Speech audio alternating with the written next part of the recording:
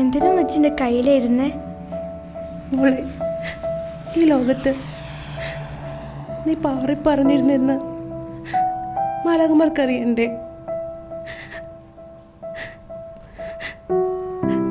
പിന്നെ എനിക്ക് പോലും നിന്നെ തിരിച്ചറിയാൻ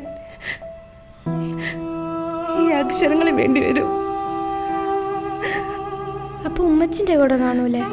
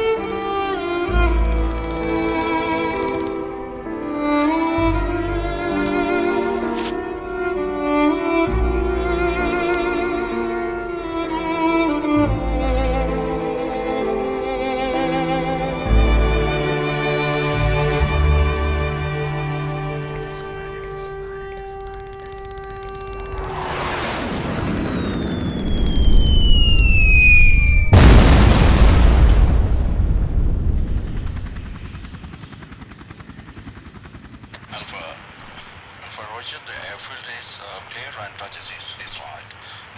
We get some departments to check the location. Roger. Roger, note the message.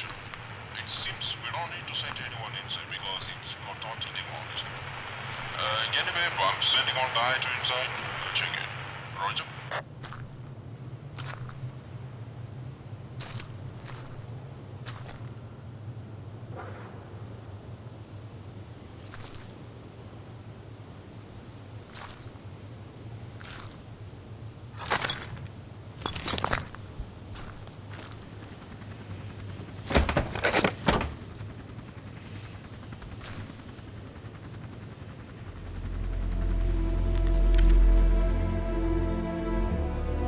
ഞാൻ ഹന്ന.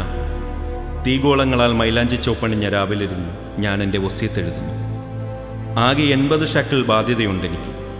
45 ഷക്കിൾ ഉമ്മാക്ക് കൊടുക്കാനുള്ളതാണ്. സീനത്തിനും ഹാഷിമിനും 5 ഷക്കിൾ വീതം. ഐഷു താത്താക്കും പാത്തു താത്താക്കും 5 ഷക്കിൾ കൊടുക്കാനുണ്ട്. പിന്നെ അബുമാമനും സാറാ കുഞ്ഞുമ്മയ്ക്കും 5 ഷക്കിൾ വീതം. ക്യാഷായിട്ടുള്ളത് അത് മാത്രമേ ഉള്ളൂ. ഇനി കളിപ്പാട്ടങ്ങളാണ്. കുഞ്ഞനിയത്തി സിയയ്ക്കും കൂട്ടുകാരികളായ ഹിബയ്ക്കും അമലിനും വീതിച്ചു കൊടുക്കണം. ഇനിയുള്ളത് എൻ്റെ ചെരുപ്പുകളാണ്. എൻ്റേത് മാത്രമാകുമെന്ന് കിനാവ് കണ്ട് എൻ്റെ മണ്ണിനെ ചുംബിച്ച് നടന്നു എൻ്റെ ചെരുപ്പുകൾ.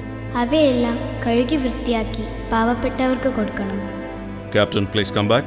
James, go ahead. So it seems that many children are trapped here. I have to look for them. No. It's not your duty. Please come back. It's not your duty.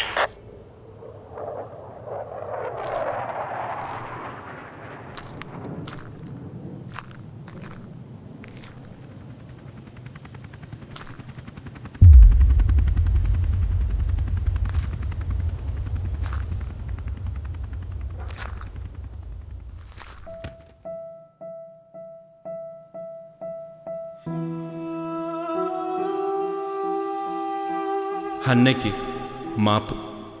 നിന്റെ വസിയത്ത് പോലും നടത്താൻ കഴിയാതെ പോയതിന്.